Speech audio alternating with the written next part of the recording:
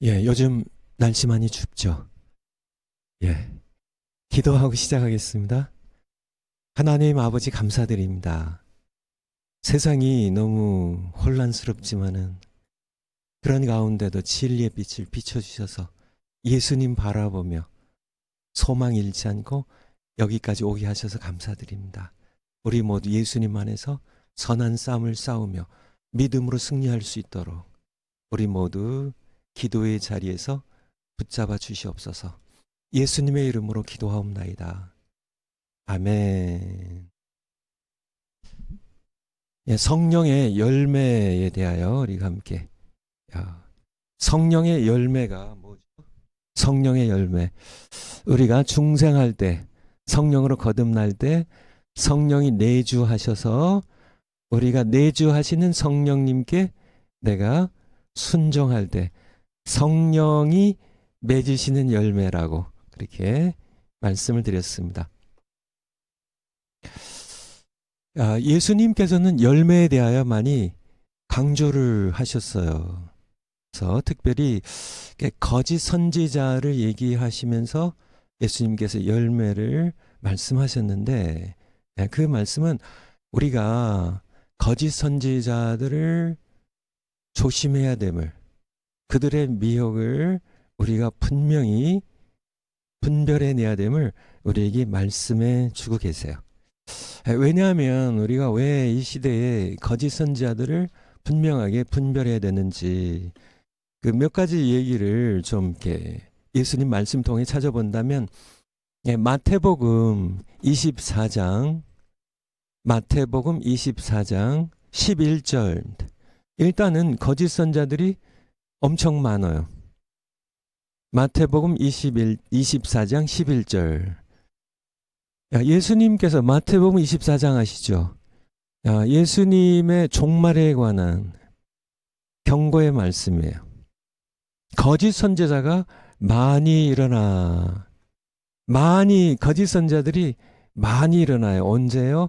마지막 때예요. 예수님 다시 오시기 전에요. 지금 바로 그런 시대예요. 많은 사람을 미혹하게, 하나님 떠나서 방황하게 하고 죄의 길, 죽음의 길, 지옥 가는 길을 가게 할 것이라고요. 많은 선지자가 일단은 우리가 성령의 열매 공부하면서 열매를 이렇게 생각하며 예수님 주신 말씀 가운데 열매에 대해 우리가 성령 열매를 우리가 공부하는데 왜 우리가 성령 열매를 공부해야 되느냐? 그 이유 가운데 하나는 거짓 선자들이 마지막 때 많이 일어날 것이기 때문에요. 거짓 선자들이 많이 일어나는데 그들이 또한 우리 곁에 있어요. 마태복음 같은 장 24장 24절에 보면 같은 종말에 관한 예수님의 말씀입니다. 거짓 그리스도들과 거짓 선지자들이 일어나 큰 표적과 기사를 보이어 할 수만 있으면 택하신 자들 누군가요? 여러분과 저죠. 하나님의 택하심 받은 백성들도 이 거짓 그리스도와 거짓 선지자들이 먼 데 있는 것이 멀리 먼 나라, 우리와 상관없는 저 타민족, 아프리카의 저 먼 아시아 서쪽 끝에 거기에 거짓 선자들이 다 포진해 있는 것이 아니라 바로 택하신 자들인 우리 여러분들 곁에 거짓 선자들이 있다는 사실이에요. 그리고 또 하나 우리가 경계해야 되는 중요한 것이 마태복음 7장입니다. 15절. 마태복음 7장 15절. 마태복음 7장 15절.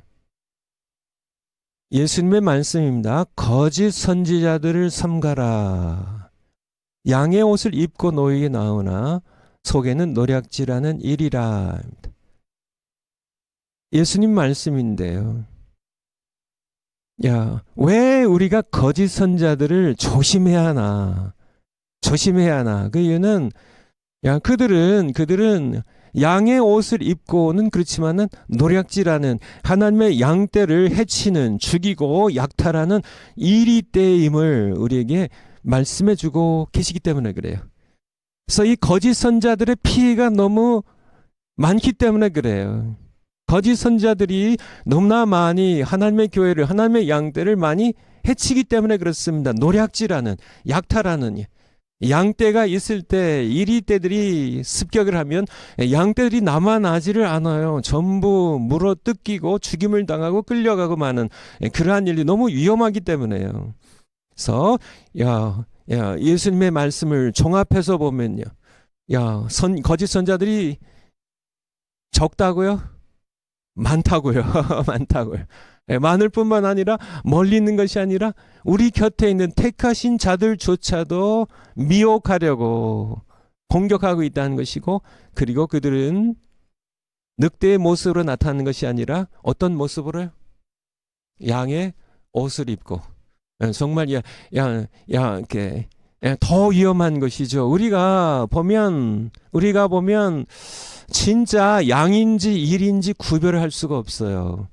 양의 옷을 입고 있기 때문에. 그래서 이 거짓 선지자들은 남도 속이고 또 자기 자신도 대부분 속고요. 자기 자신이 거짓 선지자인 줄을 모르는 거짓 선지자들이 부지기수예요. 예수님의 말씀에 의하면. 마태복음 7장 같은 7장 22절에 보면 그날에입니다. 그날이 대체 어떤 날인가요? 그날에 최후의 심판 날인데요. 많은 사람들이 나더러 이르되 주여 주여, 예수님께 주여 주여, 우리가 예수님의 이름으로, 주님의 이름으로 선지자 노릇하며 내가 예수님의 이름으로 강단에서 설교하지 않았습니까?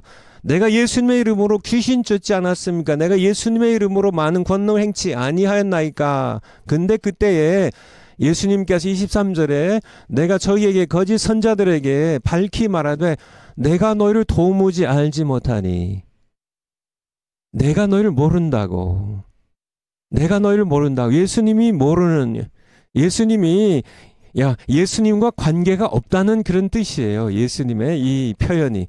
나는 너희와 상관없어. 너희는 너의 일을 한, 너희의 다른 주인일, 너희가 악한 자, 마귀를 도운 그런 거짓 선지에 불과한 불법을 행하는 자들아 내게서 떠나가라고 그렇게 예수님께서 같은 마태복음 7장입니다. 거짓 선자들에 대하여 15절에 경고하셨죠. 16절에 보면 그의 열매로 거짓 선자들을 삼가라. 15절에 양의 옷을 입고 오는데 양이 아니라 노략질하는, 약탈하는, 주의 양떼를 해치고 죽이는 이리들인데 그들을 어떻게 우리가 분별할 수 있을까요? 그것은 그들의 열매로 할 수 있다고, 우리에게 말씀해 주고 계세요. 그래서 우리는 이 거짓 선지자들을 분별해 내야만 합니다. 여러분들 자신을 위해서요. 그리고 여러분들의 자녀들을 위해서요. 우리의 다음 세대를 위해서요. 그리고 우리의 교회의 모든 믿음의 식구들 위하여, 우리가 또한 누구와 싸워야 하는지를 분명히 알기 위하여 우리는 거짓 선지자들을 분명히 분별해야 돼요. 제가 말씀드린 것처럼, 제 말씀이 아니네요. 예수님께서 말씀하신 것처럼 우리 곁에 있어요. 여러분들이 분명히 눈을 크게 뜨고요. 영적인 눈을 뜨고요.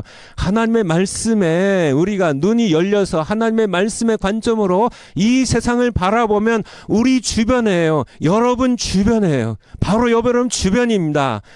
많은 거짓 선자들이 지금 있어요. 예수님의 말씀에 의하면 그때에 많은 거짓 선자들이 일어나서 많은 그런 백성들을 미혹시킬 것이라고 예수님께서 말씀하고 계신 것처럼 마태복음 24장에 우리 주변에 거짓 선자들이 많습니다.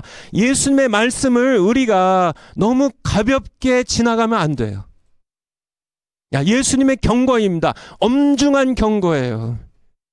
마태복음 24장에 말씀에 되어 있는 것처럼 많습니다. 11절에요.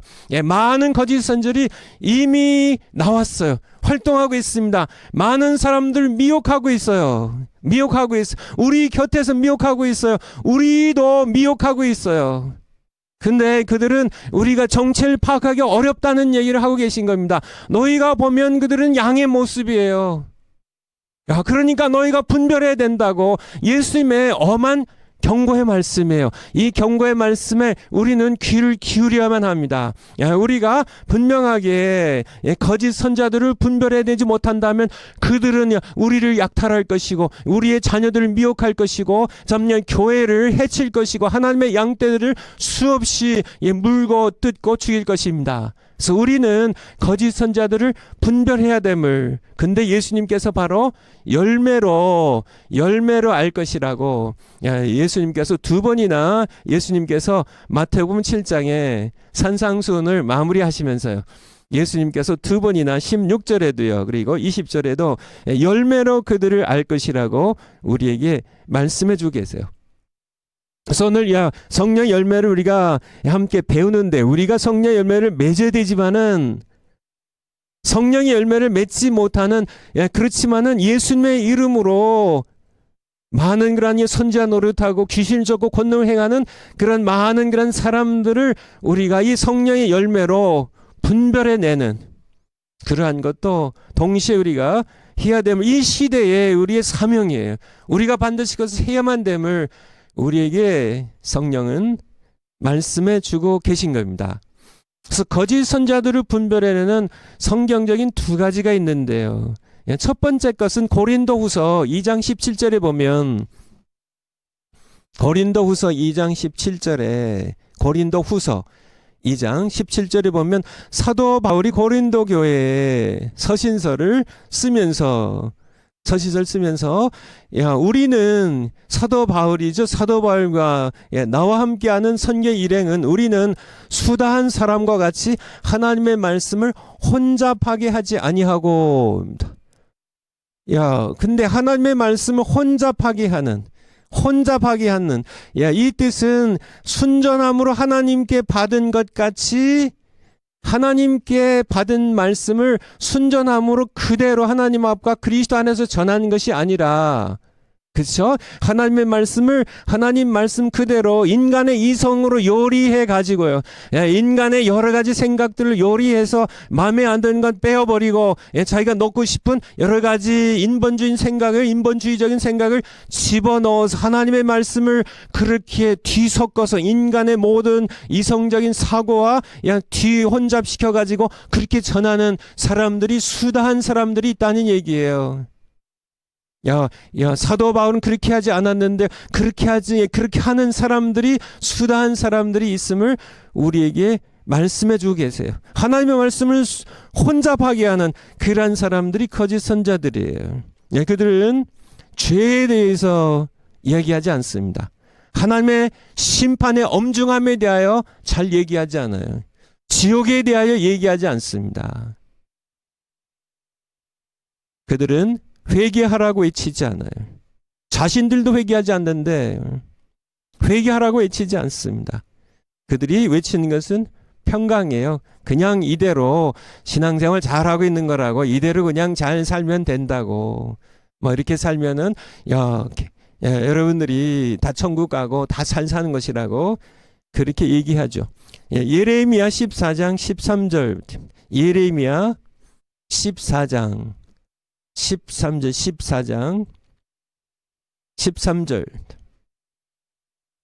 13절 이에 내가 가로되 슬프도소이다 주 여호와여 보시옵소서.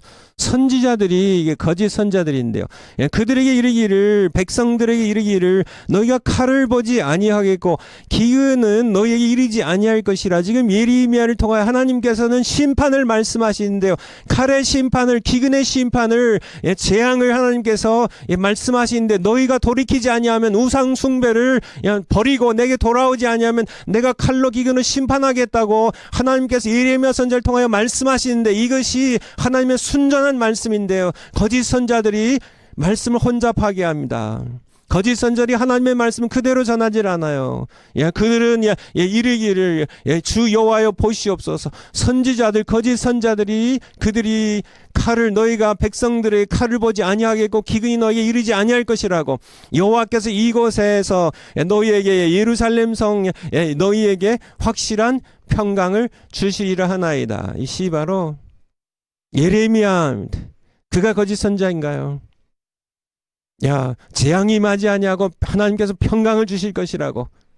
그렇게 하나님께서 이 예루살렘이 성전이 있는데 하나님의 거룩한 이름이 있는데 이 성을 하나님께서 포기하지 아니하시고 바벨론 제국의 모든 군대를 다 물리칠 것이라고, 칼과 재앙이 임하지 않을 것이라고 그렇게 얘기하는 이제 백성들은 거짓 선자들의 이야기를 더 좋아했다는 얘기입니다. 왕도 더 좋아했다는 얘기예요. 진짜 선지자인 예레미야의 외침을 싫어했습니다. 심판을요, 죄악을 회개하라는 그러한 외침을 싫어했어요. 오늘날도 마찬가지란 얘기입니다.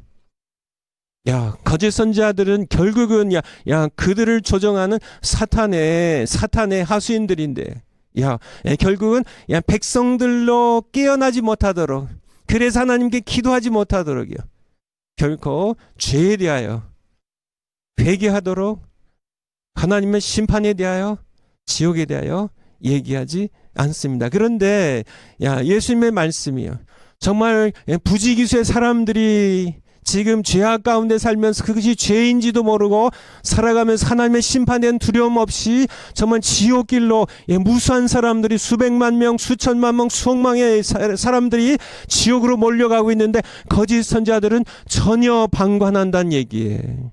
관심이 없습니다. 그들은 영의 눈이 멀은 소경들이기 때문에요. 소경들을 인도하는 소경에 불과한 것이기 때문에 그들은 하나님의 말씀을 혼잡하게 할 뿐이라는 얘기. 그런데 우리 곁에 그런 거짓 선자들이 예수님의 말씀에 의하면 우리 곁에 있고 너무 많아요. 마지막 그날까지도 모르는 거짓 선자들이 내가 거짓 선자였나요?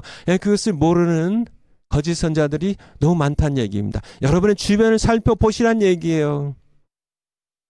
우리 모두, 저를 포함해서 모든 그런 말씀 전하는 이 시대에 하나님의 말씀 전하는 그런 우리 설교자들, 우리 목사님들, 나 자신이 정말 하나님 앞에서 하나님의 말씀을 순전하게 전하고 있는지, 내가 아니면 하나님의 말씀을 혼잡하게 인간의 이성으로 하나님의 말씀을 요리해가지고 백성들을 미혹하고 있는 그런 거짓 선자인지를 우리는 하나님의 말씀 앞에 내가 서서요, 하나님 앞에 서서 내가 나 자신을 살펴보지 아니한다면 우리도 어느덧 거짓 선자의 대열에 참여할 수 있다는 사실을, 그것을 여러분들이 전혀 생각해 보지 않았다면 여러분들은 심각한 상태에 있을지 몰라요. 거짓 선지자의 반열에 이미 서 있는지 모릅니다. 살펴봐야 돼요. 우리 성도님들 마찬가지입니다. 예수님의 경고예요. 24장 마태복음, 예수님의 경고를 가볍게 여기지 마시라는 얘기. 분명하게 예수님께서 우리에게 필요하니까, 그때 마지막 때 많은 거짓 선지자들이 일어날 것이라고 예수님 말씀하셨으면 우리는 그런 줄 알아야 되는 겁니다. 그리고 경계해야 되는 거예요. 많은 사람을 미혹할 것이라고요. 많은 사람 가운데 나는 빠져 있을까요? 아니요, 여러분 모두가 다 해당되는 그런 말씀이에요. 그들은 분별하기 어렵다니까요. 어렵다고 말씀하고 계시잖아요. 양의 옷을 입고 있기 때문에요. 자신들도 자신이 거짓 선자들 모르는 사람들이 태반이라고요.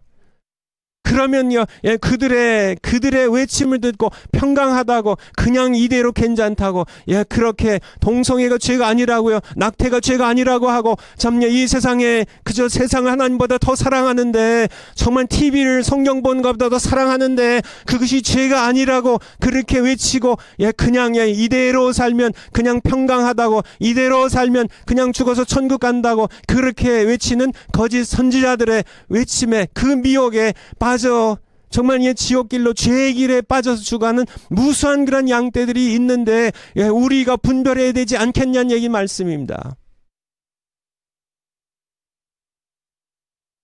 두 번째, 우리 거짓 선지자들 분별해내는, 거짓 선지자들 첫 번째 분별하는 것은 하나님의 말씀을 순전하게 말씀 그대로 하나님께 받은 그대로 전하지 않고요, 자꾸 인간적인 그런 사고를, 인간적 의견들을, 철학을, 뭐 여러 가지 자신들의 여러 가지 주관적인 판단들, 해석들을 거기에 자꾸 집어넣어서 말씀 혼잡하게 한다는 게 첫 번째. 그 두 번째가 바로 열매에 관한 겁니다. 열매에 관한 것. 아름다운 열매를 맺으려고 흉내는 내지만은 결코 아름다운 열매를 맺을 수가 없어요. 거짓 선지자들은요. 결코 맺을 수가 없습니다. 왜냐하면 못된 나무이기 때문에. 이 열매를 보라고 말씀하고 계시죠. 우리 다시 한번 우리 마태복음 7장 15절부터 한번 빨리 한번 보죠. 마태복음 7장 15절. 거짓 선자들이에요. 그들 우리가 분별해야 되는데 16절에 보면 그의 열매로 그들을 알지니. 가시나무입니다. 가시나무. 거짓 선자들이 포도를 맺을 수 없다는 얘기예요. 예수님과 상관없이 말씀을 선포하는 선지자들이, 엉겅퀴들이 무화과를 맺을 수 없다는 얘기입니다. 17절에 이와 같이 좋은 나무가 아름다운 열매를 맺는 것이고 못된 나무는, 거짓 선지자들은 나쁜 열매를 맺을 수밖에 없어요. 못된 나무가 좋은 열매를, 아름다운 열매를, 성령 열매를 맺으려고 흉내는 내지만은 결국 맺은 열매를 보면 결국은 나쁜 열매에 불과하다는 것을 우리에게 예수님은 말씀에 주고 계신 거예요. 우리가 그들이 하는 일을 보면 우리는 그들을 분별할 수 없습니다. 아까 7장 22절에 본 것처럼 예수님께 그날에 많은 사람이 나더러 이르되 주여 주여 우리가 주의 이름으로 선자 노릇하며, 그들의 하는 일을 보면 우리는 이 사람이 거짓 선자인지 진짜 하나님 보내신 진짜 참 설교자인지 우리가 구분할 수가 없어. 일하는 걸 보면 똑같이 예수님의 이름으로 합니다. 똑같이 하나님의 말씀을 선포한 것 같아요. 똑같이 하는데 일을 보면 우리는 분별할 수 없고, 우리는 그 일을 보는 것이 아니라 무엇을 봐야 된다고요? 열매를 보라고요. 열매를 보라고. 예수님의 말씀이에요. 열매를 보면 7장 20절에 보면 20절에 이러므로 그의 열매를 보고 그들을 알리라고요. 그들의 열매, 그들이 맺는 열매는 어떤 열매일까요? 우리가 이제 성령 열매하면 이제 갈라디아서 5장으로 다시 돌아가야 되는데요. 갈라디아서 5장 19절 보겠습니다. 갈라디아서 5장 19절. 이 나쁜 나무, 거짓 선지자들이 맺는 열매는 19절부터 21절까지 나옵니다. 그들이 맺는 열매는 음행, 더러운 것, 호색, 우상숭배, 술수, 원수 맺는 것, 분쟁, 시기, 분냄, 당짓는 것, 불리함과 이단과 투기와 술취함과 방탕함, 또 그와 같은 그런 죄악들, 이런저런 이 나쁜 열매들을 맺는, 이것이 바로 거짓 선지자들이 맺을 수밖에 없는 그런 열매들임을 성경은 우리에게 말씀해 주고 계세요. 그리고 이제 22절부터 성령 열매가 나오죠. 이 성령 열매는 사랑과 희락과 화평과 오래 참음과 자비와 양선과 충성과 온유와 절제니라고. 이 성령 열매. 이제 성령 열매 이제 본론으로 좀 들어가겠는데요. 왜 거짓 선지자들은, 그리고 거짓 선지자들 추정하는 가짜 신자들은 왜 이 열매를 맺을 수 없을까? 이 열매 어떤 열매요? 성령 열매입니다. 이 성령의 열매를 맺을 수가 없어요. 불가능해요. 뭐 이렇게 설명을 여러 가지로 할 수 있지만은 그 거짓 선자들도, 아니 세상 사람들도 성령의 열매 좀 맺을 수 없을까요? 사랑, 희락, 화평. 여러분 어떻게 생각하세요? 여러분들 정말 우리가 성령의 열매가 우리가 중생할 때에 내 안에 내주하기 시작하신 성령님께 내가 순종할 때 성령이 맺으신 열매라고요.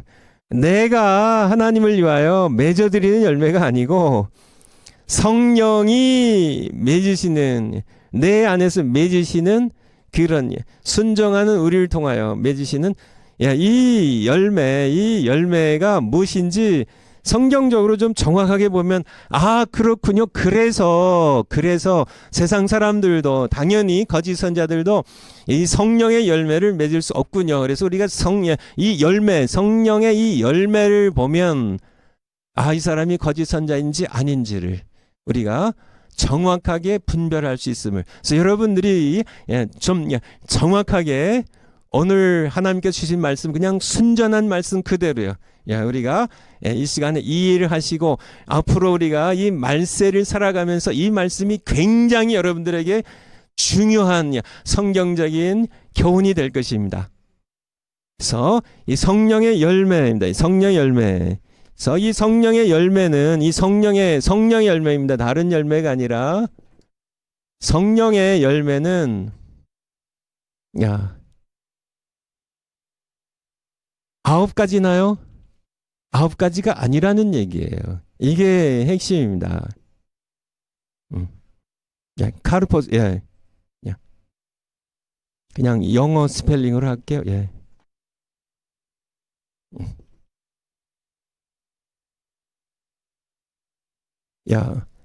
여기 쓰인, 이제 단어가 이 카르포스라는 헬라어인데요.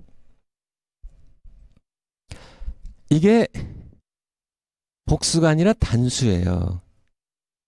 성령이 우리에게 주신 말씀이 이게 굉장히 큰 차이를 가져옵니다.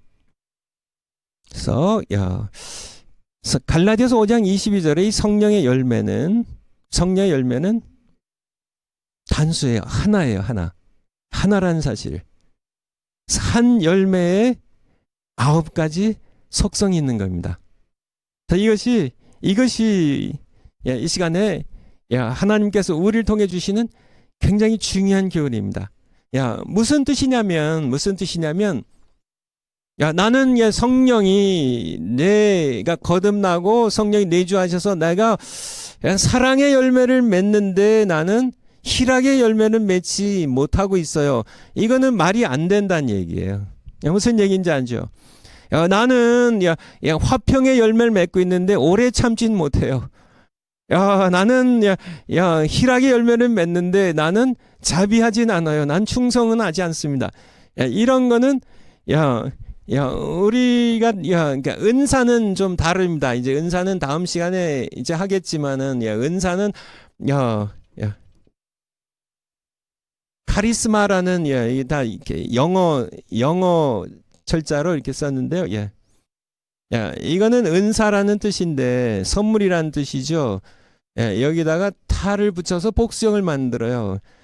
카리스마타입니다. 은사는 은사들이에요. 다시 이제 이게 보겠지만 근데 성령의 열매는 단순한 얘기예요. 은사는 여러 가지 뭐 병 고치는 은사, 통역하는 은사, 예언의 은사, 지식의 말씀의 은사, 뭐 다스리는 은사, 여러 은사들이 각각 있어서 우리는 이 은사들을 어떤 은사는 받고 어떤 은사는 받지 못할 수도 있어요. 이게 성령께서 그의 뜻대로 나눠 주시니까. 그러니까 어떤 사람에게는 가르치는 은사가 있고 어떤 사람에게는 병 고치는 은사가 있고 어떤 사람에게는 무슨 방언하는 은사가 있고 예언하는 병 고치는 은사 여러 가지 각각의 은사들을 나눠 주시는데 복수예요. 복수. 그래서 어떤 은사는 우리가 받기도 하고 어떤 은사는 우리가 못 받기도 하고 어떤 사람은 은사 하나밖에 못 받고 어떤 사람은 몇 개씩 받기도 하고요. 그렇게 여러 가지 은사지만은 이 성령의 열매는 하나라는 성령의 열매는 하나입니다. 이것이 핵심이에요. 왜 거짓 선자들이 성령의 열매를 맺을 수 없나? 이것은 성령의 열매는 9가지 속성을 가진 9가지 속성, 전부 사랑하게 되면 반드시 성령의 열매로서의 사랑은 희락이 있어요. 기쁨이 있어요. 그 마음에 화평이, 평강이 있어요. 오래 참음이 있어요. 성령의 열매로서 맺는 그런, 이 열매는, 이 9가지 속성들이 자비하고 양선, 충성, 온유, 절제, 모든 그러한 이 열매들이, 속성이 한꺼번에 드러난다는 얘기예요. 한꺼번에. 사과가 있으면은 뭐 배가 있고 뭐 이렇게 감이 있고 오렌지가 있고 이런 여러 가지 9가지 열매가 있는 것이 아니라 한 가지인데 여기에 여러 가지 사과 하면은 단맛도 있고 신맛도 있고 무슨 맛이 있나요? 여러 가지 맛이 있는 것처럼 성령의 열매는 하나인데요. 하나예요, 하나. 여기에 동시에 성령의 열매로 사랑하면 반드시 기쁨이 있어요. 세상의 사랑은요. 세상의 사랑은 사랑하면 거기에 다툼도 있고요. 시기도 있고 싸움도 있고 여러 가지 사랑은 눈물의 씨앗이라고 근데 그게 그 성령의 열매가 아니고 세상적인 사랑이고 성령의 열매로서의 사랑은 이 9가지가 한꺼번에 다 동시에 나타나는 한 열매라는 여러분 이해하시겠죠? 사랑하면 성령 열매로 사랑하면 성령이 내 안에 계셔서 맺게 하시는 열매로서의 사랑은 반드시 사랑하면 기쁨이 있어요. 샘솟는 기쁨이 있어요. 동시에 마음에 평강이 있어요. 내가 신앙생활을 하면서 사랑했는데 내 마음에 기쁨이 없으면 성령 열매가 아니라는 얘기입니다. 내가 정말 주님의 이름으로 사랑했는데 나의 마음에 평안이 없어요. 그러면 그건 성령 열매가 아니라는 얘기예요.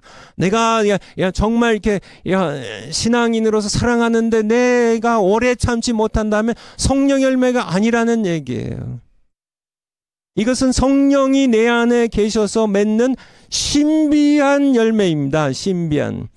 우리 사람들이 맺을 수 없는 우리는 이 9가지의 속성을 전부 다 우리가 열매를 맺으려고 하면 사랑하려고 하면 분통이 터져가지고 사람들 앞에 화가 나고 기쁨이 없어지고 정말 이게 김밥 이렇게 말 때에 속을 너무 많이 넣으면은 김밥 터지듯이 옆구리 터지듯이 계속 우리는 이것을 이게 9가지 중에 한 가지라도 하려고 하면 그 다음 것들이 다 터지고 말아요.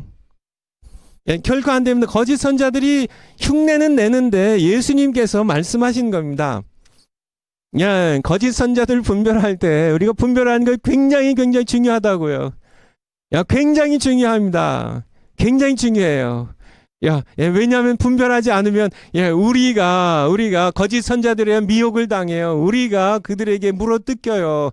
우리 자녀들이 물어뜯겨서 죽임을 당해요. 수많은 이런 영혼들이 지옥에 끌려가요. 방황하다가 인생 허비하면서 하나님 찾지 못하게 하는 것이 바로 이들의 미혹이니까. 그래서 우리가 거짓 선자들을 우리가 분명하게 분별해야 되는데요. 그 중에 예수님 말씀하실 중요한 것이 열매를 보라고. 여러분들이 이 핵심을 분명하게 아셔야 돼요. 열매를 보라고. 예수님의 이 경고의 말씀, 이 엄중한 이 경고의 말씀을 여러분들이 마음에 새기고 그들의 열매를 주시하는데 이들이 이 열매를 왜 못 맺나? 이 성령의 열매의 핵심이 바로 사랑과 희락과 화평 오래 참음 자비 양성 충성 온유 절제 이 열매가 이게 9가지 각각 다른 열매라 하나씩 그러면 사랑 한번 맺고 그 다음에 희락 그 다음에 맺고 이게 아니라 그렇게 하면 어쩌다가 좀 흉내 낼 수 있겠지만은 성령 열매로서의 사랑은 반드시 한번 성령이 내 안에 계셔서 여러분들 경험해 보시면은 이미 경험해 보신 분들이 많으시겠죠. 정말 세상의 정욕의 사랑은 거기에 온갖 다툼이 있고 싸움들이 얼마든지 일어날 수 있죠. 사랑에도 기쁨이 없어요. 허탈한 이런 사랑들이 세상에 너무나 많죠. 그렇지만은 성령이 내 안에 계셔서 내가 순종할 때 맺는 성령이 맺게 하시는 성령의 열매는 사랑하면 반드시 기쁨이 있습니다. 반드시 기쁨이 있어요. 우리가 이제 성령 열매 속성들 9가지 이렇게 살펴보겠지만 이 희락이라는 것 정말 내가 옥에 갇혔어도 찬미할 수 있는 그러한 기쁨이요. 참 사도 베드로가 이제 다음 날이면은 이제 헤롯 왕이 죽이려고 이미 야고보 사도를 목을 쳐서 죽였고요. 죽이려고 깊은 감옥에 그렇게 가두었는데 깊은 잠이 들 수 있는 그 평강이 바로 성령 열매예요. 성령 하나님을 사랑하고 이웃을 사랑하는 이 사랑 가운데 사랑하는데 평안이 있어요. 사랑하는데 오래 참아요. 사랑하는데 자비함과 양선함과 충성이 있어요. 온유와 절제가 있어요. 이게 동시에 한 열매의 속성이라는 이것이 그러기 때문에 결코 흉내 낼 수 없는 그런 열매임을 그런데 한 가지만 좀 더 붙인다면 이게 성령의 열매로서 이 아홉 가지 속성이 있는데요. 이 속성들 끌고 가는 것이 뭐예요? 이 아홉 가지 속성들 끌고 가는 것이 사랑이라는 거예요. 제가 오늘도 전철을 타고 왔는데요. 전철을 타고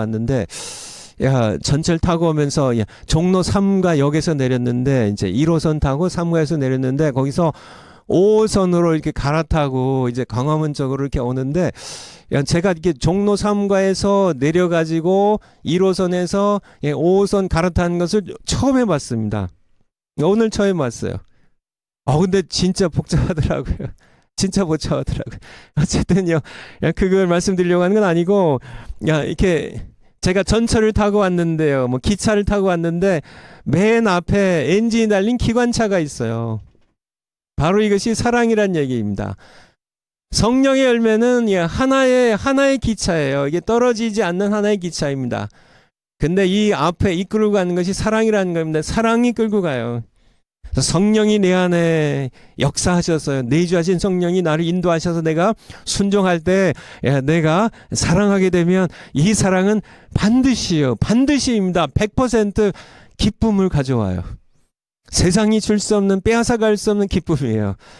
이게 성령의 열매라고요. 이 사랑이 이끌리는 이 성령 열매를 맺으면은 우린 반드시 마음이 평안해요. 세상이 아무리 폭풍이 일어도요. 이게 성령 열매라는 겁니다. 그래서 결코 거짓 선지자들은 이 열매를 맺을 수가 없어요. 이것은 성령만이 우리 안에서 맺게 하시는, 그래서 성령이 맺게 하신 열매라는 얘기입니다. 인간이 맺을 수 없고 저도 맺을 수가 없고요. 우리가 내주하시는 성령께 순종할 때 성령께서 맺으시는 그러한 열매입니다. 열매. 이것을 보고 예수님 말씀하신 겁니다. 이 열매를 보고 너희가 거짓 선지자들을 분별하라고. 뿐만 아니라 우리 자신들도 이 열매를 맺는 그런 우리가 되어야만 우리는 정말 내가 하나님의 자녀고 내가 정말 좋은 나무임을 맞습니다. 내가 예수님 믿고 복음 듣고 예수님 믿고 내가 중생을 거듭난 신자들로 성령이 내주하셔서 나를 순종해서 내가 성령 열매를 맺으면서 이 열매를 하나님께 영광 돌리며 살아가야 하는데 맞습니다. 내가 이 내주하시는 성령님을 근심시켜드리고 이 성령님을 내가 소멸하면서 내가 살기 때문에 내가 항상 기뻐하지 못하고 내가 항상 기도하지 못하고 내가 범사에 감사하지 못하면서 성령 열매를 맺지 못하는 그런 우리가 이 시간도 우리가 회개하고 성령 열매를 맺는, 그래서 이 마지막 때가 되면 양극화 현상이 일어납니다. 마지막 때 우리 성경에 요한계시록을 봐도 그렇고 디모데후서를 봐도 그렇고요. 이 마지막 때가 되면 점점 더 양극화 현상입니다. 악한 사람은 점점 더 악해지고 선한 하나님의 백성들은 점점 더 선해져요. 점점 더 거룩해져요. 이것이 양극화 현상인데요. 이것이 바로 예수님께서 말씀하시는 마태복음 13장에서 말씀하시는 알곡과 가라지의 비유예요. 그냥 예수님께서 천국에 이제 좋은 씨앗을 뿌려서 알곡들이 있는데 사탄이 와서 가라지 씨앗을 뿌립니다. 종들이 와서 이 가라지 전부 다 뽑아버릴까 하니까 예수님이 뭐라고 말씀하세요? 그냥 두어라. 추수 때에 이제 알곡과 가라지가 이제 모습을 분명하게 드러내면 미리 하다가 보면 잘못 알곡도 너희가 뽑을 수 있으니까 그냥 두라고. 추수 때까지. 농사 지을 때 보면 벼농사를 지면은 피와 이제 이렇게 잡초죠. 이 벼가 구별이 잘 되지 않습니다. 그렇지만 추수 때가 되면 피가 모습을 드러내요. 그때 뽑아내라고. 이것이 바로 마지막 때 양극화 현상입니다. 세상 한번 보세요. 과거보다 점점 더 정말 악한 사람은 더 악해지는, 정말 죄를 죄로 여기지 않는 그런 세상이에요. 옛날에 저희가 학교 다닐 때는 기껏해야 주먹으로 싸웠습니다. 코피 터지면 난리 나는 거죠. 그 정도입니다. 우리는 기껏해야 우리 시골에서 못된 짓 하는 것이 산에 올라 골라가지고 이 낙엽 말아가지고 어른들 담배 피는 흉내 내는 게 이게 진짜 가장 못된 짓이에요. 야, 이게 무슨, 야, 나무님, 야, 요즘은, 젊은, 청년들이, 버젓이 담배 피는 거 부끄러워하지 않는 그런 시대입니다. 야, 담배뿐만 아니라 마약도 하고요, 마리화나도 하고, 미국에 난리예요, 난리예요. 뭐, 옛날에는, 어떻게 뭐, 여학생 손 한 번 잡으면은, 남자들 얼굴이 새빨개지고, 그렇게 하는데, 요즘은 뭐, 그냥 뭐, 정말 물란하기가 성적으로, 이것이 점점 양극화입니다. 이런 세상 가운데 점점 더, 악한 자들은 악해지는 세상이고요. 하나님의 백성들은 내가 거룩하니 너희도 거룩하라고 하신 말씀처럼 점점 더 거룩해진 알곡으로서 익어가는, 성숙해가는 그러한 모습의 시대를 우리가 함께 살아가는데, 바로 우리가 맺어야 할, 열매가 바로 열매예요.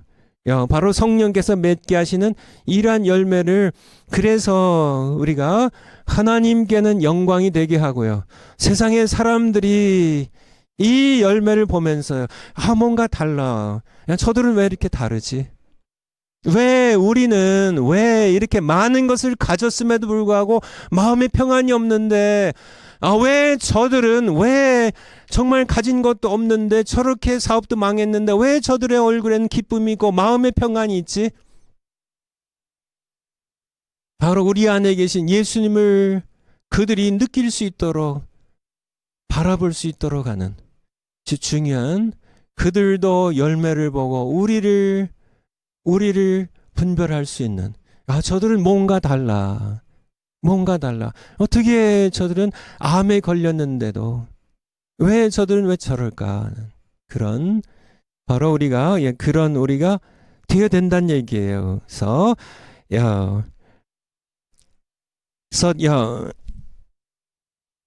첫 번째 드린 말씀은요, 성령 열매는 하나라는 말씀 드렸습니다. 성령 열매가 9가지라고 많이, 우리 주일학교 때도요, 성령 열매에서 스티커 이렇게 붙이면서 9가지, 사랑, 희락, 화평, 오래 참음, 자비, 양선, 충성, 온유, 절제, 이렇게 열매들을 이렇게 각가지 이렇게 붙여졌는데요. 그것이 9가지가 아니라 정확하게 성경에 나와 있는 것은 이것은 단수예요. 성령 열매는 하나예요. 근데 이 열매, 성령의 열매는 하나님의 성품입니다.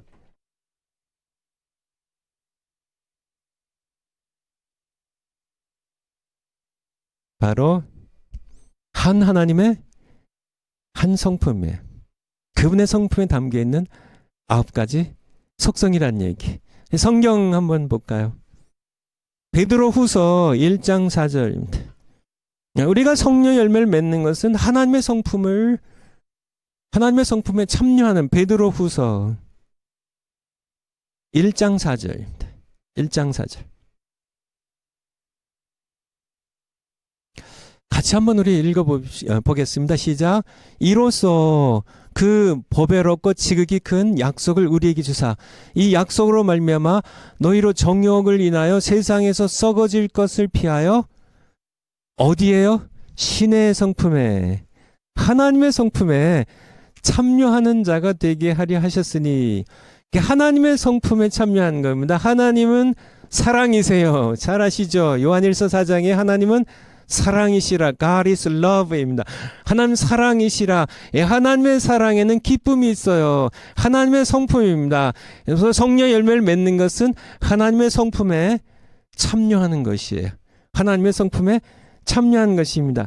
동시에 하나님의 성품인데요, 바로 이 성품이 바로 예수 그리스도의 성품이세요. 예수 그리스도의 성품입니다. 우리가 성령 열매를 맺는다는 것은 그리스도의 장성한 분량에 이르기까지 그리스도의 성품을 닮아가는 것, 곧 하나님의 성품을 닮아가는 것임을 우리에게 성경은 말씀해 주고 계세요. 그래서 성령의 열매 맺는 것, 그것이 왜 중요한가? 바로 또 하나의 중요성은 바로 성령의 열매를 맺으면서 우리는 하나님을 닮아가는, 하나님의 성품에 참여하는 우리가 된다는 사실을 여러분들이 기억하셨으면 좋겠어요. 그래서 이 시간에 우리가 한번 찬송을 좀 한 장 하고 그다음에 우리 좋으신 하나님 혹시 틀어줄 수 있어요? 좋으신 하나님.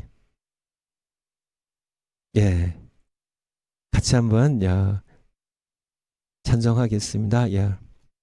좋으신 하나님, 좋으신 참 좋으신 나의 하나님, 우리의 기도를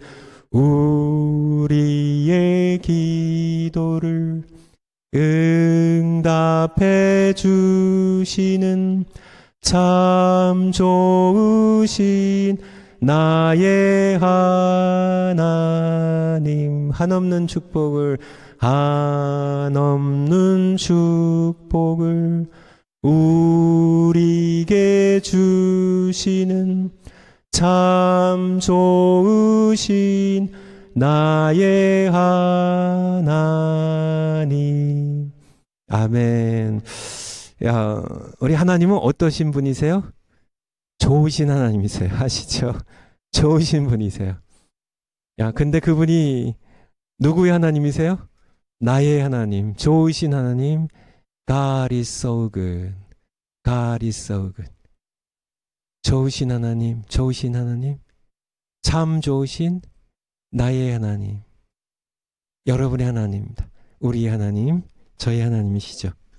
그래서 이 시간에는 그러면 성령의 열매의 9가지 속성 가운데 사랑부터 한번 성령의 열매로서 사랑은 어떤 사랑을 얘기하는가.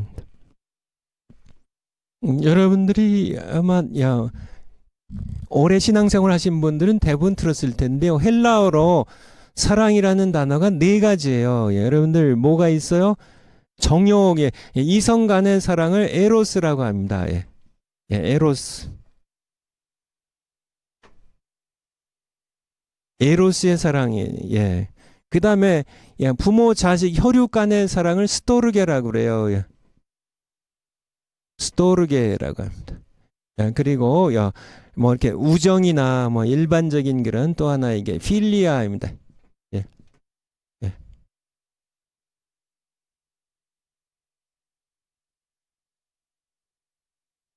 그렇게 써야 또 정하겠네요. 필리아인데 필리아. 4가지가 있는데요. 또 하나가 우리가 잘 아는 아가페예요. 4가지.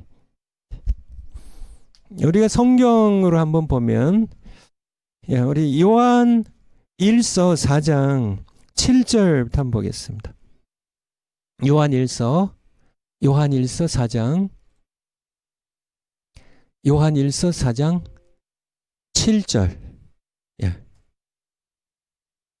요한 1서 4장 7절. 사랑하는 자들아, 우리가 서로 사랑하자. 사랑은 하나님께 속한 것이니. 여기서 사랑은 무슨 사랑일까요? 이 넷 가운데. 여기서 사랑은 하나님께 속한 것이니. 에로스의 사랑일까요? 스토르게의 사랑일까요? 아니면 필리아의 사랑일까요? 셋 다 아니고요. 아가페의 사랑입니다. 여러분들이 혹시 찾을 수 있으면 한번 헬라 원어를 한번 보시면 아가페 사랑이 하나님께 속한 것인, 이 말씀 의미하는 것은 무엇일까요? 이 아가페 사랑은 하나님께 속한 것이에요. 나머지 3개는 하나님께서 우리에게 선물로 주셨어요. 무슨 의미인지. 이 3가지 사랑은 우리가 노력하지 않아도 할 수 있는 겁니다. 에로스의 사랑에 남녀 간의 사랑 노력해야 되나요?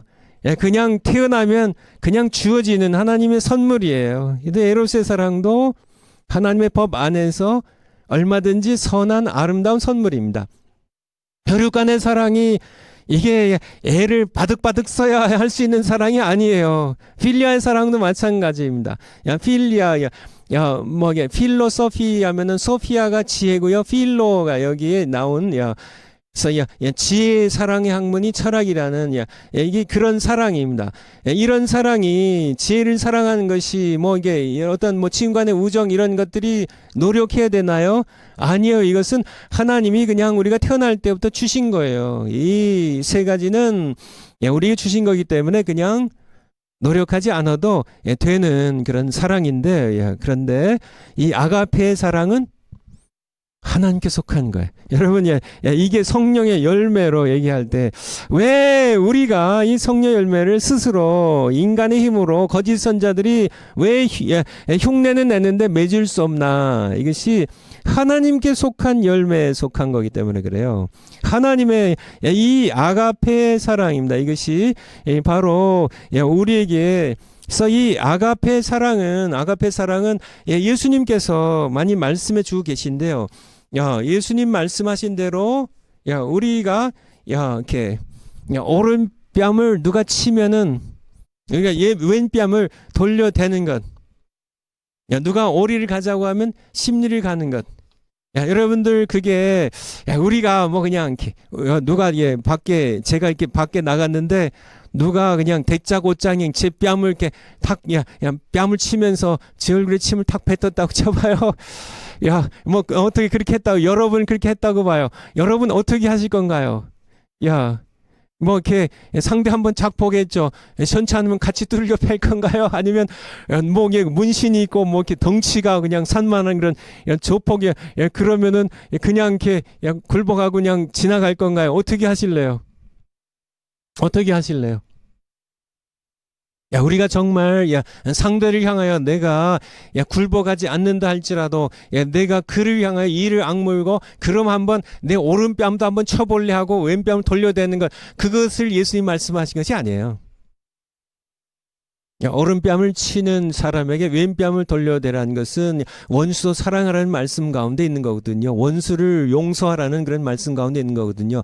그래, 내 오른뺨 쳤는데 그렇게 분한 것이 있으면 내 오른뺨도 치라는, 나는 그래도 너를 사랑한다는, 나는 그래도 당신을 용서한다는 그런 왼뺨을 돌려댄, 그것이 아가페 사랑이에요. 그것이 하나님께서 보여준 십자가의 사랑입니다. 우리가 아직 죄인 되었을 때예요. 우리가 하나님께 침을 뱉을 때요. 우리가 하나님의 오른뺨을 칠 때요. 우리가 하나님을 대적할 때 하나님께서 왼뺨을 대주신, 그래도 나는 너희를 사랑한다는, 하나님이 세상을 이처럼 사랑하사 정말 하나님을 대적하는, 하나님을 향하여 삿대질하는, 하나님을 욕하고 저주하는 그런 인간들을 향하여 하나님께서는 사랑하사 독생자를 주신 사랑, 이것이 아가페 사랑이에요. 이것이 거짓 선자들이 흉내낼 수 없고 사람들이 흉내낼 수 없는, 우리의 힘으로는요, 말씀드린 것처럼 그런 사랑을 하려고 하면 김밥 옆구리 터지듯이 기쁨이 없어져요. 우리의 마음 가운데 정말 분통하고 정말 원통해가지고 이게 그냥 멱살 잡고 그냥 좁히고 내가 한 대 맞았으면 10대 그냥 짓밟고 싶지. 그것이 인간의 이 아담의 타락 후에 우리의 본성적인 본질적인 모습이고요. 우린 결코 되지가 않습니다. 흉내를 낸다 할지라도 사랑, 그래서 그러면 한번 사랑의 모습이라도 흉내 내려고 하겠지만은 사랑하면 희락이 안 돼요. 사랑을 아무리 애써도 그렇게 애를 써도요, 왼뺨을 돌려대도요, 오리를 끌고 가는 그런 사람에게 정말 이 오리를 더 가서 심리 가줄 때 그냥 내 마음에 분통이 터지고 이가 갈려가지고 우리의 사랑이 안 돼요. 마음의 평안이 없어져요. 우리는 이 성령 열매를 맺을 수가 없다고. 그래서 이 열매로 분별하라고요. 우리도 맞습니다. 우리가 거듭났어도 우리는 성령 열매를 우리 스스로 맺을 수는 없어요. 내주하신 성령님께 내가 순종할 때 내가 내 자신을, 우리 갈라디아서 5장 24절에 있는 것처럼요. 갈라디아서 5장 24절에 성령의 열매에 대하여 말씀하시면서 24절의 결론입니다. 22절 23절에 성령 열매를 얘기하시고 24절에 이 성령 열매를 맺는 방법에 대하여 우리에게 구체적으로 말씀하고 계신 겁니다. 같이 한번 읽을까요? 시작. 그리스도 예수의 사람들은 육체와 함께 그 정과 욕심을 십자가에 못 박았느니라. 예, 말씀입니다. 예, 우리가 이 22절, 23절의 성령의 열매를, 이 9가지 속성을 가진 이 열매를 맺으려면, 예, 그런 그리스도 예수의 사람이라면, 예, 우리가 우리 스스로 맺을 수 있는 게 아니고요. 한번 여러분 발버둥 쳐 보세요. 정말 사랑하려고 하나님의 사랑으로입니다.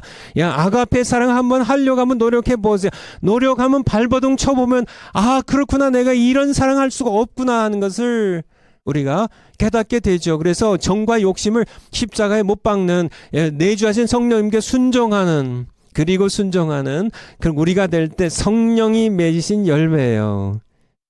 그래서 정말 중생은 거듭난, 그래서 성령이 우리 안에 내주하시는 좋은 나무만 성령 열매를 맺을 수가 있어요. 그래서 우리는 열매로 분별할 수 있습니다. 열매로요.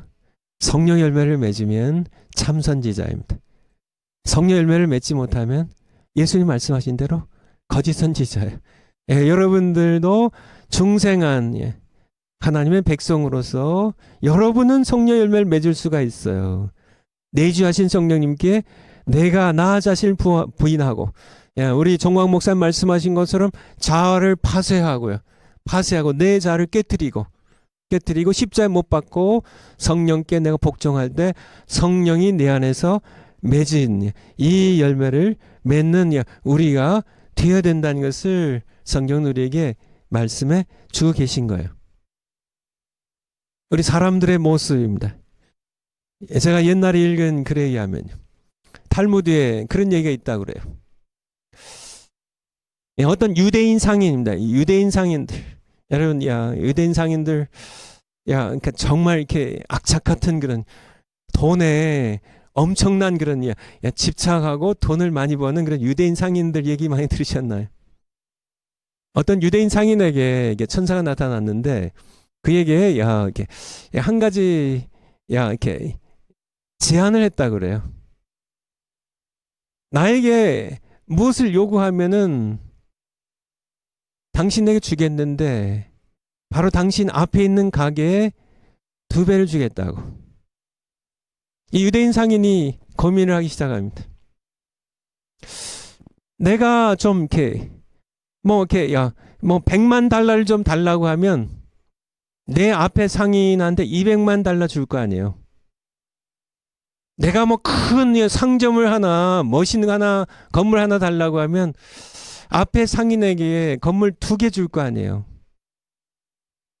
그래서 고민하다가 이제 천사에게 그렇게 요구했대요. 내 한 눈을 빼주세요 하고요. 무슨 얘기인지 아시겠죠?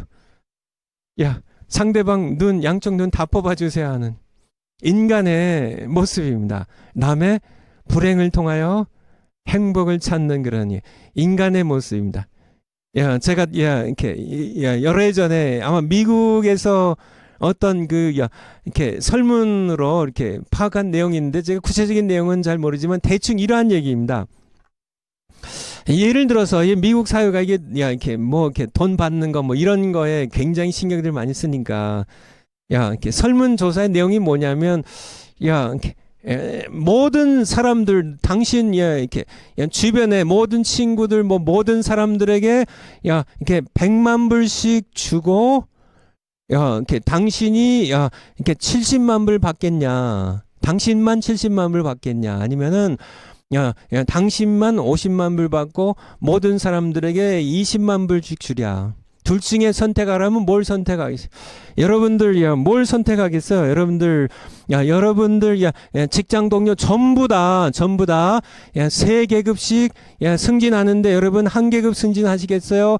아니면은 여러분들 그냥 그 자리에 있고 다른 사람들 전부 3계급 강등하는 것 둘 중에 선택하라면 뭘 선택하실래요, 여러분들? 의외로 미국 사람들의 선택은 내가 적게 받더라도 내가 70만 불 받고 다른 사람들 다 100만 불 받는 것보다 내가 50만 불 받고 다른 사람들 20만 불 받는 걸 선택했던 사람들이 더 많다는 얘기예요.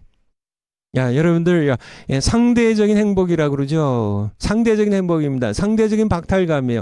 다른 사람들 다 잘 사는데 내가 조금 잘 사는 것보다는 내가 덜 잘 산더라도 다른 사람 다 불행한 것이 그 행복한, 거기서 행복을 찾는 인간의 본질적인 이기심입니다. 뼛속까지 잠기는 이기심.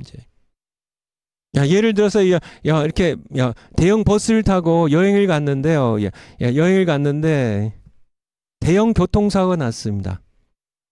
정말 대형 교통사고인데 뜻밖에도 다 멀쩡한데 자기만 다리가 부러졌어요.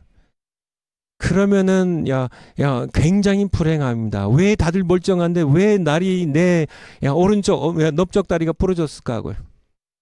똑같은 대형 사고가 났는데 다른 모든 사람들은 거의 다 죽거나 전부 중상이에요. 전부 치명적인 상해를 입었습니다. 근데 자기만 다리가 부러졌어요.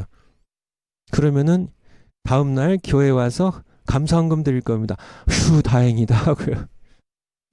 우리가 하는 남이 불행할 때, 남이 공부를 못해야 맞습니다. 전부 다 내 아들이 예를 들어서 뭐 이렇게 학교 차별하는 건 아니지만은 뭐 세상적인 관점으로 얘기하면 내 아들이 고려대학교 들어갔습니다.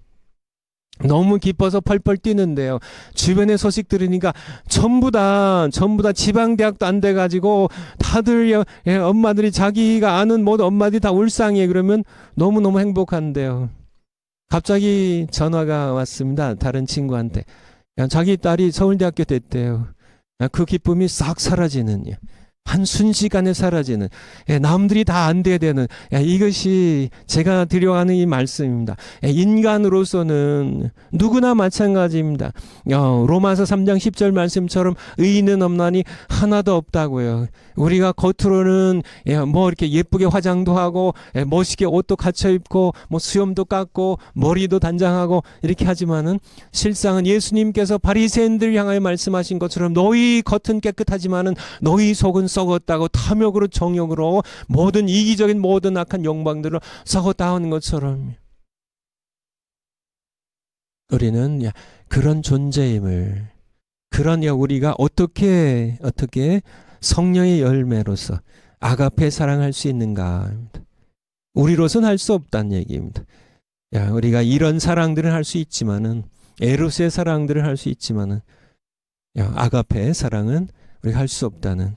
그래서 성령의 열매로서 이 사랑이, 우리가 내 자신을 십자가에 못 박고 성령에 복종할 때 성령이 맺으시는 열매 첫 번째 것이 이 사랑이, 이 굉장히 중요해요. 굉장히 중요해요. 사랑입니다. 두 번째 성령 열매로서의 속성이 희락이라는 겁니다. 희락입니다. 카라라고 하죠. 카라, 영어로 스페링으로 하면 joy입니다. joy. 희락이라는 것. 성령을 따를 때, 특별히 성령 충만할 때 성령이 주시는 기쁨이에요. 사랑하게 되고 기쁨이 솟아나게 되는 세상적인 그런 기쁨하고는 다른 것입니다. 빌립보서 4장 4절부터 한번 보겠습니다. 빌립보서 4장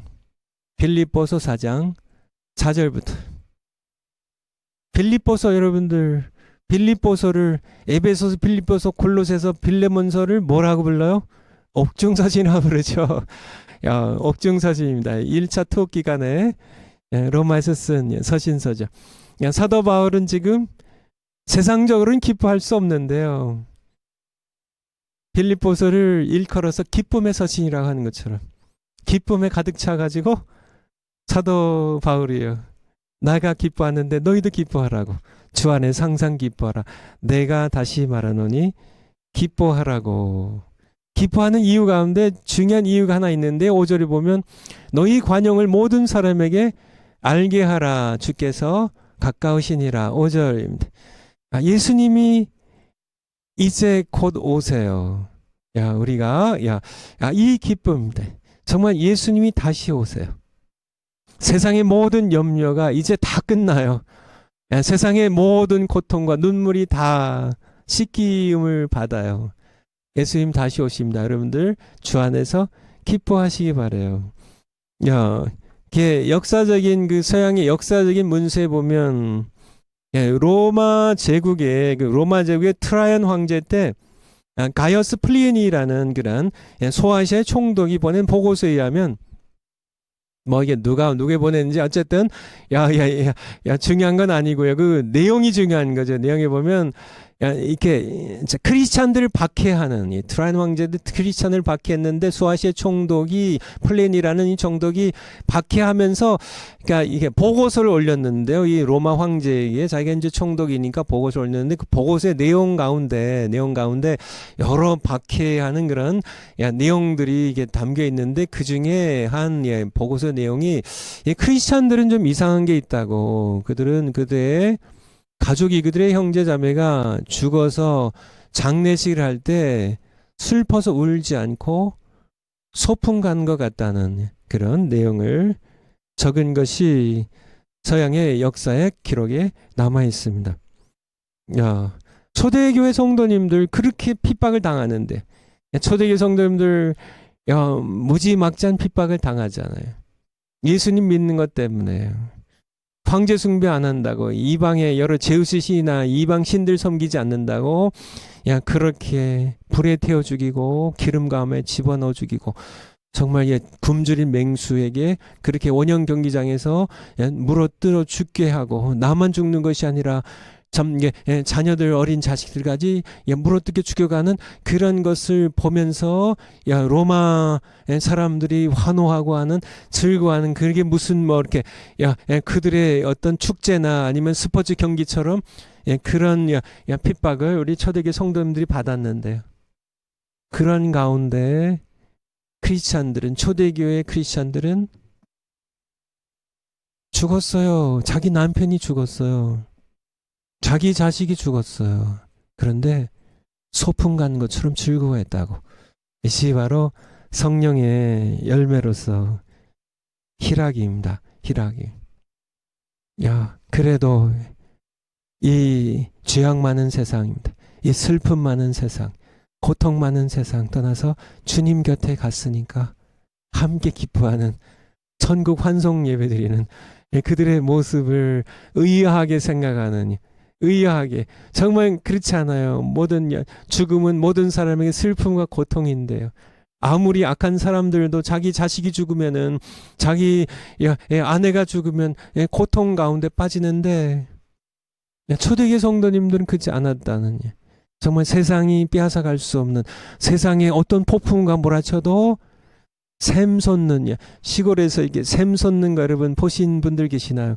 샘은 펑펑펑펑 솟아올라요. 아무리 손으로 막아도요, 아무리 발로 막아도, 아무리 큰 바위돌로 막아도 또 다시 옆으로 솟아나와요. 막을 수 없는데, 아무 힘으로도 막을 수 없는, 이 정말 세상이 아무리 누르고 눌러도 막을 수 없는 이 기쁨이 여러분들 마음 가운데 충만하시기 바라요. 근데 오늘날 크리스찬들 보면, 오늘날 교회의 모습들 보면 그렇게 누가 돌아가시지 않았는데 장례식 예배 같아요. 늘 이렇게 기운이 없고 우울한 모습, 패배한 것 같은 그런 모습. 이게 바뀌어야만 됩니다. 여러분 안에 성령이 내주하세요. 그분께 여러분의 모든 염려도, 여러분의 모든 슬픔도, 두려움도 다 못 박아 버리시고요. 성령이 내 안에서 샘솟듯 하게 하는 이 기쁨을 이렇게 맛보며 살아가야만 돼요. 그래야만 됩니다. 그래야만 우리는 세상의 빛이 될 수 있어요. 그래야만 세상이 우리의 빛을 볼 수가 있어요. 성령의 열매를 정말 잊어버린 보석 가운데 하나가 바로 기쁨입니다. 기쁨. 세 번째가 기쁨, 세 번째가 화평입니다. 에이레네입니다. 피스입니다. 평화입니다. 평안입니다. 세 번째는 모든 게 다 마찬가지지만 이 화평은 하나님과의 관계 속에서 우러나는 화평이에요.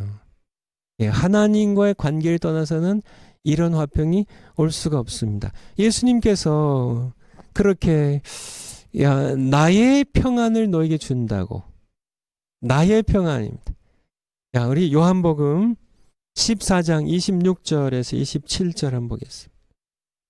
요한복음 14장 26절.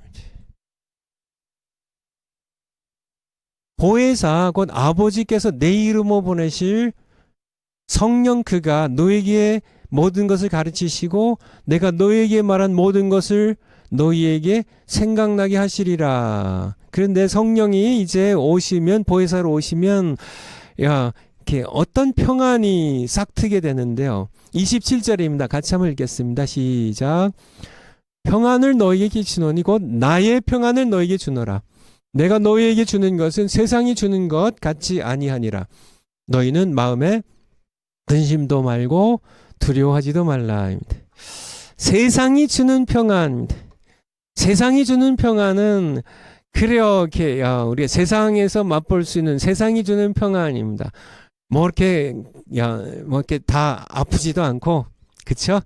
자식들 이렇게 속 썩이지 않고, 뭐 사업 그냥 그럭저럭 잘 되고, 뭐 사고 나지 않고, 뭐 그러면은 이렇게 얻는 그런 세상의 평안이지만은 이런 세상의 평안은 폭풍우가 몰아치면요, 다 날아가는 평안이에요.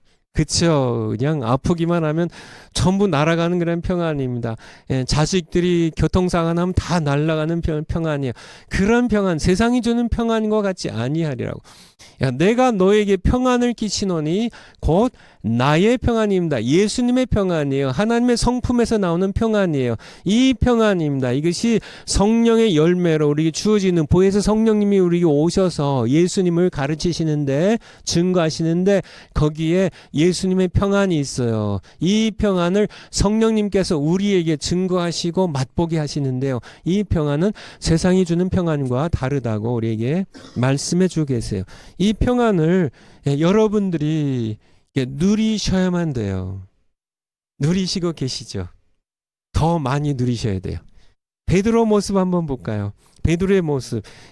우리 사도행전 12장 6절에서 7절 보면, 사도행전 6장, 사도행전 12장, 사도행전 12장, 미안해요. 사도행전 12장 6절 7절입니다. 사도행전 12장 6절 7절입니다. 헤롯이 잡아내려고 하는 그 전날, 앞서 이제 야고보 사도 중에 첫 순교자예요. 그 앞서서 스데반 집사님이 순교하셨고요. 이제 사도 중에 야고보가 순교하셨어요. 그래서 5절에 보면 베드로를 또 가뒀어요. 죽이려고. 이제 교회는 그를 위하여 간절히 하나님께 빌더라. 헤롯이 잡아내려고 하는 그 전날 밤에, 이제 다음 날이면 이제 그는 죽어요. 목에 베서 죽어요. 베드로가 두 군사 사이에 두 쇠사슬에 매어 누워 자는데 파수꾼들이 문 밖에서 옥을 지키더니, 7절 한번 올려주세요. 다음 절 7절에 보면 호련히 주의 사자가, 천사가 곁에 서매 옥중의 광채가 조요하며 또 베드로의 옆구리를 쳐 깨워 가로되 급히 일어나라 하니 쇠 사슬이 그 손에서 벗어지더라. 이 말씀. 여기 보면 베드로의 모습이에요. 보통 이렇게 우리가 이렇게 잘 때에 이렇게 누가 불을 확 켜면 금세 깹니다. 이게 뭔가 이렇게 그쵸. 근데 이렇게 천사가 이 천사가 옥중에 광채가 조요하며라고 말씀하고 계신데, 천사가 영광의 광채를 바라면서 보통 이렇게 이스라엘 가보니까 옛날 감옥이 대부분 지하예요. 지하에 어두운 데거든요. 기껏해야 이제 이렇게 옛날 호롱불 같은 거 이렇게 한두 개 이렇게 해놨을 뿐, 침침한 어두운 곳에, 더욱이 이제 밤중이니까 캄캄한데 천사가 광채를 바라면서 나타났는데도 베드로가 잠을 깨지 않아요. 그래서 어떻게 했어요? 천사가 베드로의 옆구리를 꽉 쳐가지고 깨웠어요. 일어나라고, 일어나라고. 베드로의 모습입니다. 베드로가 얼마나 평안하게 잠들었는지. 아, 이제 내가 주님 곁에, 나의 사랑하는 예수님 곁에 내가 이제 이 세상의 모든 수고의 짐을 벗고 내가 이제 내일이면 가겠구나 하는, 얼마나 마음이 평안했으면요. 보통 사람 같으면요, 그쵸, 선잠도 자지 못했을 텐데요, 두려움 가운데 떨면서 밤을 새웠을 텐데, 야, 그가 선잠을 잔 것도 아니고 깊은 잠에 빠져가지고 옆구리를 그냥 쳐가지고, 옆구리를 쳐가지고 제발 일어나라고 일어나라고 천사가 옆구리를 칠 만큼, 그는, 이것이 바로 예수님의 평안이에요. 이것이 바로 성령의 열매의 속성으로서의 평안이에요. 이런 평안입니다. 세상에 어떤 폭풍이 몰아친다 할지라도요, 야, 어느 나라인가 옛날에 그러니까 이렇게 평안이라는 피스라는 주제로 사진전을 한 적이 있는데, 많은 작품들이 나왔겠죠. 근데 그 작품, 이게 평화라는 주제의 사진으로 이제 그러니까 대상을 받은 사진이 의외로 폭풍과 이는 바닷가에 바위에 새 한 마리가 이렇게 이렇게 잠들어 있는 모습을, 이렇게 새들이 보통 이렇게 기세 고개를 이렇게 푹 파묻고, 그것이 당선됐다는 얘기를 들었는데, 이것이 바로 예수님의 평안이에요. 정말 이렇게 십자가 못 박아 죽이려고 하는 그런 세력들이 음모를 꾸미고 사탄의 공격이 이렇게 시시각각 다가오는 그런 폭풍 전야에 예수님께서는 의외로 나의 평안을 너에게 준다고 제자들에게 말씀하시면서요, 담담하게 그의 길을 걸어가시는, 물론 겟세마네 동산에서 그가 간절한 힘쓰고 애써 더욱 간절히 기도하시고 땀방울이 핏방울처럼 뚝뚝 떨어지는 기도를 하셨지만은 그의 이후의 그의 모습은 평안한 길을 걸어가시는, 담담하게 대제사장들 앞에 서고 빌라도 앞에 서고 십자가를 지고 죽으시는, 결코 예수님께서는 거기에서는 결코 어떤 그런 두려움도, 어떤 그런 염려도 아무것도 없이 평안하게 그 많은 고초를 감내해 가신 예수님의 평안을 우리는 그 평안을 어떻게 우리가 그 평안을 누릴 수 있나? 성령의 열매로서. 우리 사도 바울의 경우도요. 사도행전 16장 22절부터. 사도행전 16장 22절부터. 사도 바울이 이제 제2차 선교 여행 중입니다. 이제 마게도네를 건너가서요, 빌립보에서 있었던 일입니다.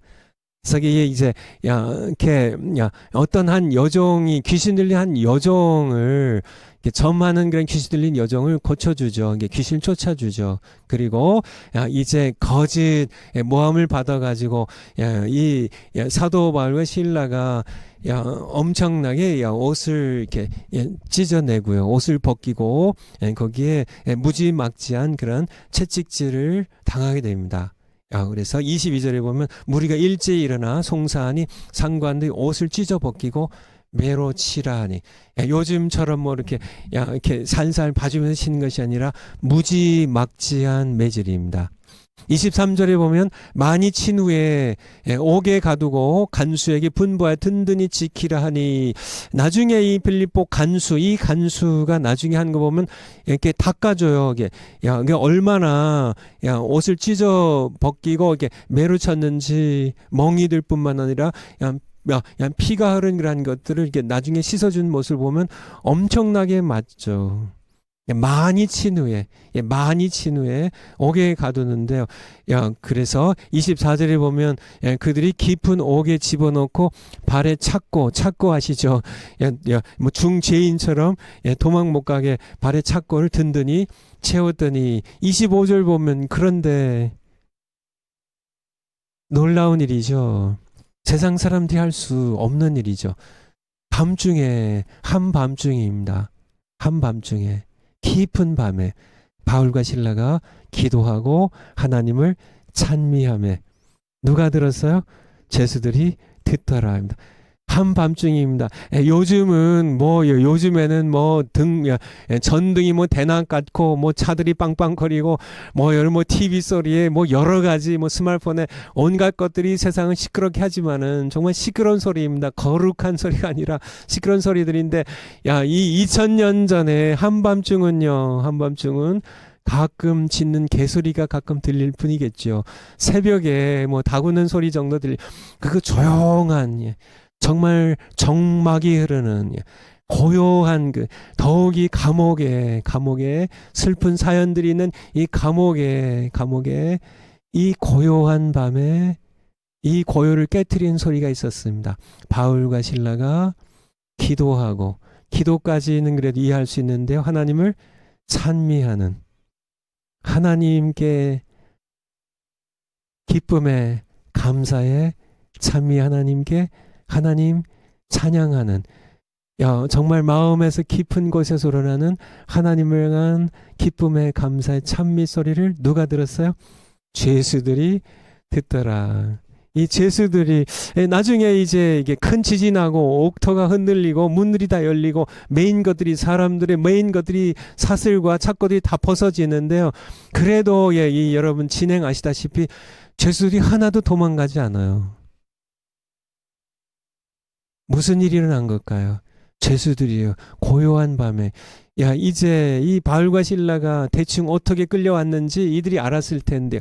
이 바울과 실라는 그들의 입에서 원망이 터져 나오지 않았습니다. 불평이 저주가 터져 나오지 않았어요. 내가 하나님 복음 전하러 와서 이거 억울한 누명이라고 자기들을 매질한 사람들을 향하여 분통을 터뜨리고 그들에게 불만을 표하고 그들에게 항의 목소리를 울리는 것이 아니라 그런 말들이 전혀 없이 오히려 하나님께 기도하고 하나님을 찬미하는 이 모습, 이 거룩한 모습, 여기에 성령이 임재한 하나님의 임재한 이 기도를 들으시고 하나님께서 이 찬미를 들으신 하나님의 거룩한 임재가 있는 나중에 하나님께서 이들의 기도와 찬미를 받으신 하나님께서 옥토를 흔드시는 하나님의 거기에 임재를 죄수들이 느꼈던 겁니다.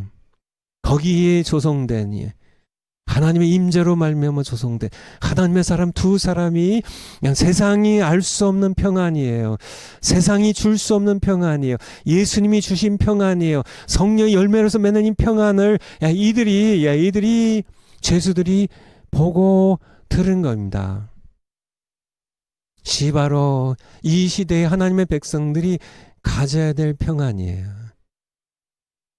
정말 이렇게 억울한 일들이 우리에게 계속 일어나고 있죠. 정말 많은 그런 사건들이 이모저모 여러 가지 별 일들이 많이 일어날 수 있습니다. 정말 폭풍이 몰려올 수가 있어요. 억울하게 두드려 맞고 여러 가지로 우리가 파살당하고 억울한 일을 당하고 억울하게 남이 나를 모함하고 여러 가지 일들이 많이 진행될 수 있죠. 그러한 가운데 세상의 모든 사람들은 평안을 결코 가질 수 없지만은 오히려 분개하며 정말 이를 갈며 정말 내가 나가기만 해봐라. 내가 너희들 내가 이렇게 분노의 칼을 갈고 그것이 사람들의 본연의 모습이지만은 그것이 사람이 할 수 있는 그러한 모습이지만은 바울과 실라는 달랐다는 것이 어떻게 달랐을까요? 그들이 모두 성령의 사람들이었고 성령의 열매를 그들은 맺는 자들이었기 때문에요. 죄수들이 듣는 시 바로 우리 주변에 많은 사람들입니다. 사람들이 바로 바울과 실라 같은 그러한 우리의 모습을 보면서 이 사람들이 정말 미쳤나 아니면은 뭔가 왜 이 사람들이 왜 이렇게 참 평안할까? 왜 이 사람들이 왜 이렇게 분노하지 않을까? 왜 이 사람들이 왜 이렇게 평안하게 하나님을 찬미하고 기뻐하고 있을까? 정말 이해가 안 돼서 이 사람들이 둘 중에 하나라고 미친 게 아니면 정말 하나님 살아계신가? 둘 중에 하나. 그것이 바로 우리가 보여야 할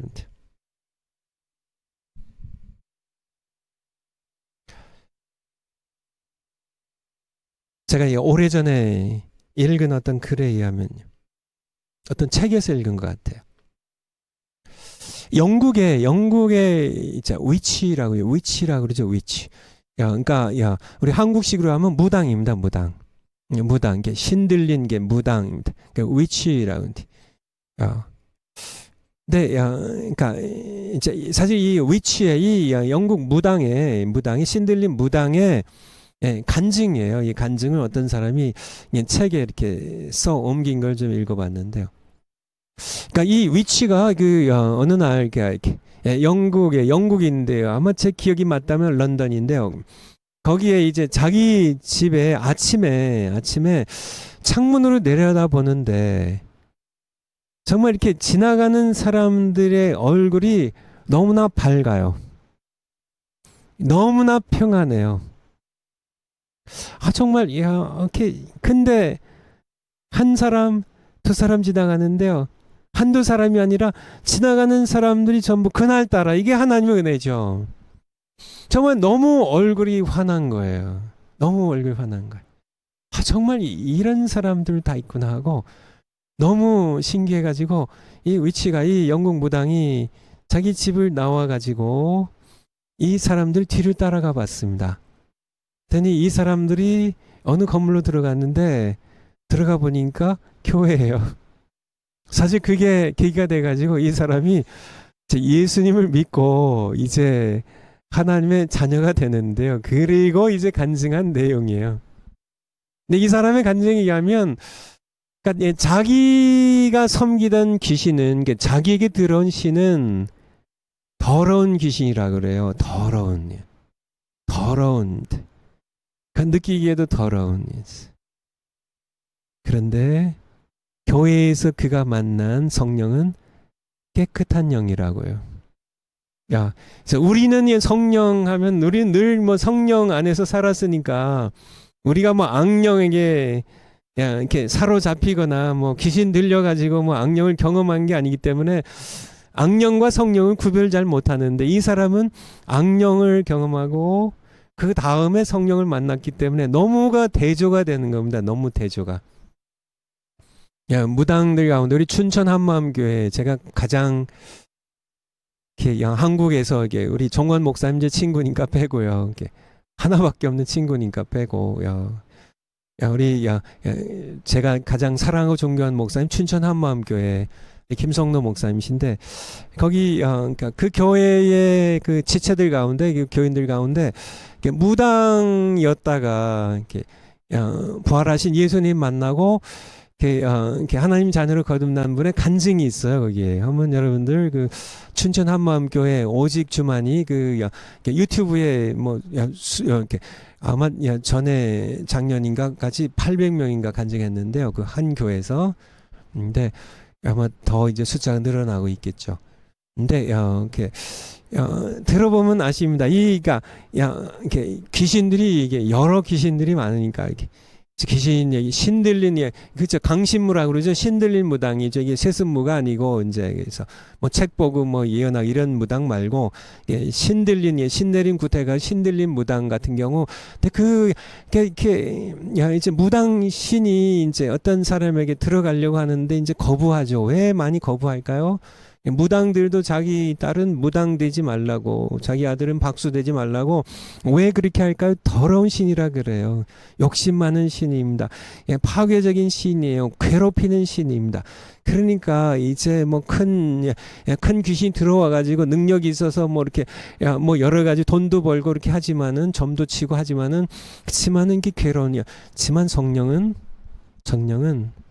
깨끗한 신이에요. 정결한 신이에요. 거룩하신 영이세요. 여러분들,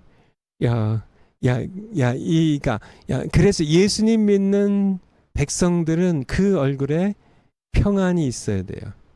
거룩한, 너희가 하나님의 성전인 것과 하나님의 성령이 너희 안에 거하신 것을 너희가 알지 못. 거룩한 영이신, 깨끗한 영이신, 정결한 영이신 성령께서 우리 안에 계시니까요. 계시니까 내주하시니까 그 성령이 맺게 하시는 열매도 세상에 더러운 추한 열매가 아니라 세상이 줄 수 없는 평강의 열매입니다. 세상이 줄 수 없는 희락의 열매예요. 세상이 할 수도 없고 줄 수도 없는 아가페 사랑의 열매. 이런 것들 열매를 맺으시는 여러분 모두 되시기를 축원을 드립니다. 기도하겠습니다. 하나님 아버지, 저희들 거룩하신 영인 성령님 우리 안에 내주하시는데 내가 거룩하니 너희도 거룩하라고 하신 아버지의 말씀처럼 우리가 성령님께 늘 순종함으로 거룩한 열매, 성령의 열매, 평강의 열매를 늘 맺으며 맛보며 살아가는 저희들 되어서 세상 사람들이 사도 바울과 실라가 빌립보 방목에 있을 때 그들의 평강이 흐르는 찬송과 기도의 모습을 보며 제수들이 듣고 그들이 하나님의 임재를 느끼게 되는 것처럼 세상 사람들이 우리의 모습을 보면서 세상에 사람들과 다른 뭔가 다른 것이 있음을, 세상이 줄 수 없는 평강이 있음을, 세상이 줄 수 없는 기쁨이 있는 그런 하나님의 백성들을 보며 세상에 많은 사람들이 하나님께 돌아올 수 있게 하는 성령 열매가 풍성한 저희들 모두 되게 하시옵소서. 감사드리며 예수 그리스도의 이름으로 기도하옵나이다. 아멘. 감사합니다. 내일 뵙겠습니다.